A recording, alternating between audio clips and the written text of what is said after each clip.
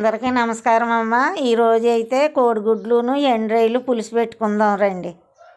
ఇవ్వండి, రైలు కడిగి పెట్టుకున్నానండి. గుడ్లు ఉడకబెట్టి ఒలుసుకున్నానండి. చింతపండు నానబెట్టుకున్నాను, టమాటాలు కోసుకున్నాను, ఉల్లిపాయలు కోసాను, పచ్చిమిరపకాయలు కోసాను. రెండమ్మ స్టవ్ వెలిగించి గిన్నె పెట్టానండి. గిన్నె వేడెక్కిందండి, నూనె పోసాను. పసుపు వేసుకోవాలండి కొద్దిగా. గుడ్లు అంటుకోకుండా చక్కగా వస్తాయండి, ఎర్రగా వస్తాయి. ఇగోండి, గుడ్లు వేసి వేపుకోవాలండి.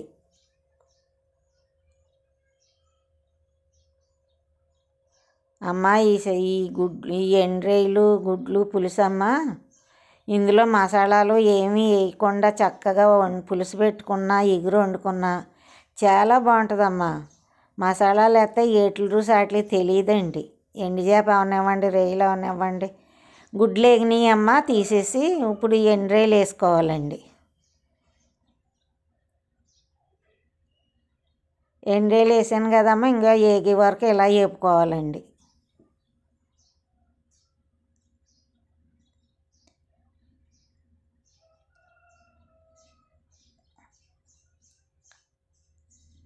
మా కాలంలో అయితే అమ్మ,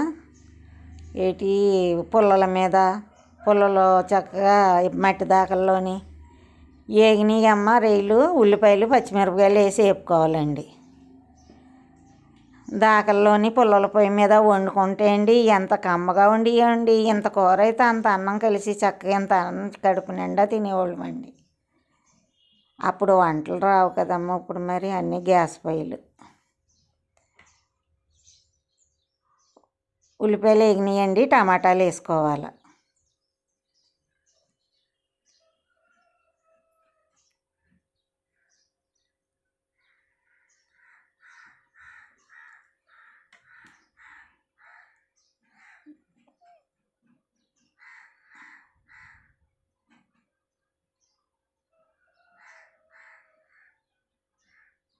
సాల్ట్ వేసుకోవాలండి.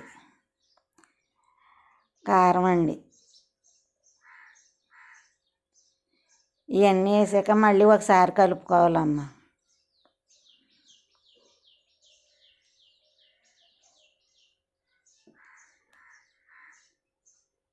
చింతపండు పిసుకుతున్నానమ్మా. అవి వేగిని చింతపండు వేసుకోవాలండి.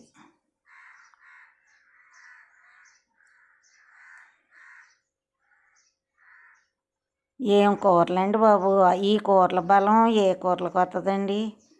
ఆకుకూరలు అవనివ్వండి, ఇలాంటి కూరలు అవనివ్వండి, చక్కగా పిల్లలు పెద్దలు చక్కగా తినొచ్చండి. ఆకలి కూడా చక్కగా వేస్తుందండి కూరలు చూసేతోటికి. చూడండి, వేపుతుంటేనే వాసన గుమగుమలు వచ్చేస్తుంది వాసన. గుడ్లు వేసానమ్మా, పులుపు వేసాను, గుడ్లు వేసానమ్మా. ఇప్పుడు మూత పెట్టుకోవాలండి. ఒక పావు గంట మరిగాకండి చూద్దామండి.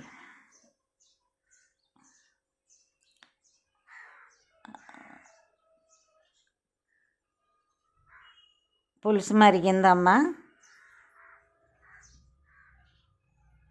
అయ్యండి, చూడండి, గుడ్లు అవి చక్కగా అన్నీ రొయ్యలు అన్నీ కలిపి ఉడికినాయి. చూడండి, ఏం వాసన అండి బాబు.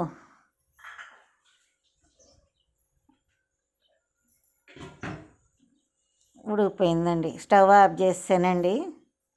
పులుసు రెడీ అయిపోయిందండి. కలర్ చూసారండి ఎంత బాగుందో. ఇది నచ్చినట్టయితే లైక్